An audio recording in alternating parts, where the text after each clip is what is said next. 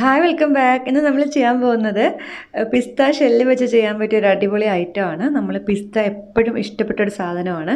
അത് കഴിച്ചതിന് ശേഷം അതിൻ്റെ തോട് കളയാതെ കളക്ട് ചെയ്ത് വെക്കുക. കുറച്ചായതിന് ശേഷം അതൊന്ന് കഴുകി വൃത്തിയാക്കി അത് ഉണക്കിയെടുക്കുക. ഉണക്കിയെടുക്കുമ്പോൾ സാധാരണ നമ്മൾ പിസ്തയുടെ പുറത്ത് കുറച്ച് ഉപ്പുണ്ടാവും. അതൊക്കെ ഒന്ന് പോകാൻ വേണ്ടിയിട്ടാണ് കഴുകി വൃത്തിയാക്കി വെക്കാൻ പറയുന്നത്. പിന്നെ വേണ്ടത് ഇതുപോലെ കട്ടിയുള്ള ഒരു കാർഡ്ബോർഡിൻ്റെ പീസാണ്.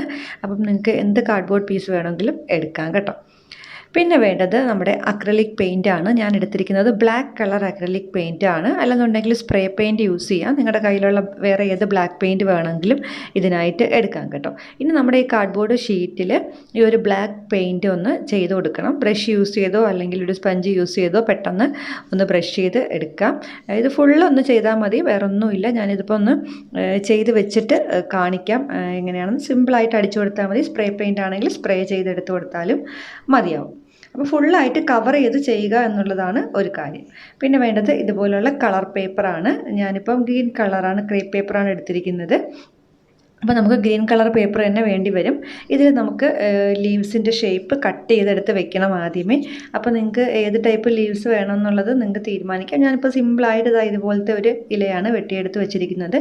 ഇതുപോലുള്ള ഒരു ഏഴെണ്ണം അല്ലെന്നുണ്ടെങ്കിൽ ഒരു 8 എണ്ണം ഒക്കെ വെട്ടി വെക്കുക. നമുക്ക് ആവശ്യമുള്ളത് എടുക്കാം, ബാക്കിയുള്ളത് മാറ്റി വയ്ക്കാം.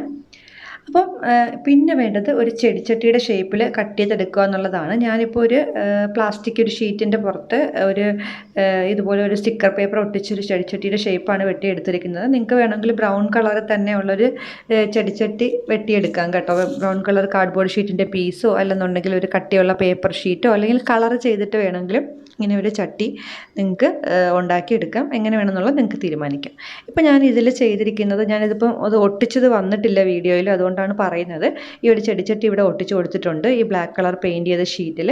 അതുപോലെ നമ്മൾ നേരത്തെ വെട്ടിയെടുത്ത ലീവ്സ് ഇവിടെ ഒട്ടിച്ചിട്ടുണ്ട്. അതിൻ്റെ പുറത്തായിട്ട് പിസ്ത ഷെല്ല് ഇങ്ങനെ ഒരു വട്ടത്തിന് ഇങ്ങനെ റൗണ്ട് ചെയ്ത് ഒട്ടിച്ചിരിക്കുകയാണ്. ഞാൻ ഒട്ടിക്കാൻ ഉപയോഗിച്ചത് ഇതുപോലെ ഹോട്ട് ഗ്ലൂ ഗണ്ണാണ്. ഇതുപോലെ അടിഭാഗത്ത് ഇങ്ങനെ തേച്ചതിന് ശേഷം ഓരോന്നോരോന്നായിട്ട് ഒട്ടിക്കുകയാണ് ചെയ്യുന്നത്. ആദ്യം ഒരു റൗണ്ട് കംപ്ലീറ്റ് ചെയ്യുക, അതിൻ്റെ ഉള്ളിൽ അടുത്ത റൗണ്ട്, അങ്ങനെ 3 റൗണ്ടായിട്ടാണ് ഈ ഒരു പിസ്താഷ്യലിൽ ഫുള്ള് ഹോൾ ഗ്ലൂ ഗൺ വെച്ചിട്ട് ഒട്ടിച്ച് വെച്ച് കൊടുത്തത്. അപ്പോൾ ഈ കാർഡ്ബോർഡ് പെയിൻറ്റ് ചെയ്ത് ഉണങ്ങിയതിന് ശേഷം മാത്രം ഒട്ടിക്കുക കേട്ടോ. ഇനി ഇതിൻ്റെ മിഡിൽ ഭാഗത്തേക്കായിട്ട് കുറച്ച് വൈറ്റ് ഗ്ലൂ തേച്ച് കൊടുക്കുക. നമ്മുടെ ഫെവിക്കോൾ തേച്ച് കൊടുത്താലും മതിയാവും. കുറച്ച് മിഡിലിൽ കുറച്ച് സ്പേസ് വിട്ടിട്ട് വേണം നിങ്ങളിത് ഒട്ടിച്ചിട്ട് എടുക്കാൻ വേണ്ടിയിട്ട്. എന്നിട്ട് നമുക്കിതിലേക്ക് കരിഞ്ജീരകം ഇട്ട് കൊടുക്കാം. കരിഞ്ജീരകം ഞാനിപ്പോൾ ഒരു സൺഫ്ലവർ ഡിസൈനാണ് ചെയ്യാൻ ഉദ്ദേശിക്കുന്നത്, അതുകൊണ്ടാണ് കരിഞ്ജീരകം ഇടുന്നത്. കരിഞ്ജീരകം ഇല്ലെന്നുണ്ടെങ്കിൽ നമുക്ക് ഡ്രൈ ആയിട്ടുള്ള പെപ്പർ ഉണ്ടല്ലോ, കുരുമുളക്, അതിട്ട് കൊടുത്താലും മതിയാവും.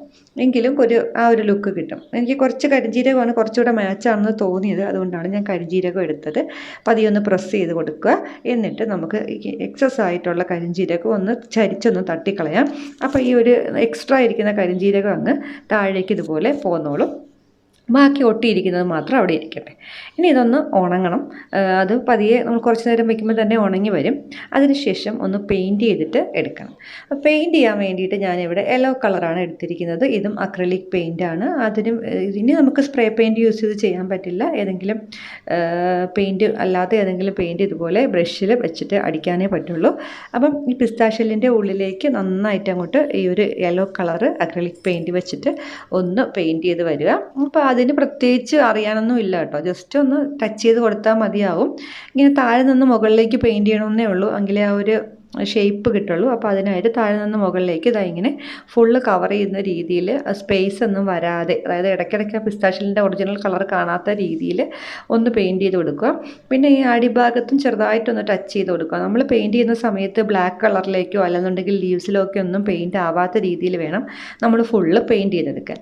പിന്നെ നമ്മൾ ഫുള്ള് ഒരു യെല്ലോ ആവാതിരിക്കാൻ വേണ്ടി ചെറിയൊരു ഓറഞ്ച് ഷെയ്ഡ് അവിടെ എവിടെയെങ്കിലും കൊടുക്കണം. അതിനായിട്ട് ഞാൻ ചെറുതായിട്ടൊന്ന് റെഡ് ടച്ച് ചെയ്തതിന് ശേഷം ഇങ്ങനെ ഒന്ന് ചെറുതായിട്ടൊന്ന് ഈ ഒരു ബോർഡറുകളിൽ, അതായത് 2 പിസ്താഷ്യലിൽ ചേരുന്ന ഭാഗത്ത് ഒന്ന് ടച്ച് ചെയ്ത് കൊടുക്കുകയാണ്. ചെറിയൊരു കളർ, ചെറിയൊരു ഓറഞ്ച് ഷെയ്ഡ് മാത്രമേ വരാൻ പാടുള്ളൂ.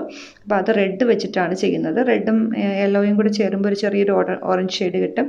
ജസ്റ്റ് ഒന്ന് ഈ ഒരു ആ അകത്തുള്ള ഉള്ളിലെ ലെയറിൽ ആ ഒരു റൗണ്ടിൽ മാത്രം ആ ചേരുന്ന ഭാഗത്ത് ഒന്ന് ടച്ച് ചെയ്ത് കൊടുക്കുക. കളർ കൂടുതലാണെന്ന് തോന്നിയാൽ കുറച്ച് എല്ലാം കൂടെ മിക്സ് ചെയ്തിട്ട് അതൊന്ന് അഡ്ജസ്റ്റ് ആക്കിയിട്ട് ഇതുപോലെ ചെയ്യുക. ഞാൻ ഇപ്പോൾ ചെറിയൊരു ഷെയ്ഡ് മാത്രമേ കൊടുത്തിട്ടുള്ളൂ, ആ ഒരു ഉൾഭാഗത്ത് മാത്രം.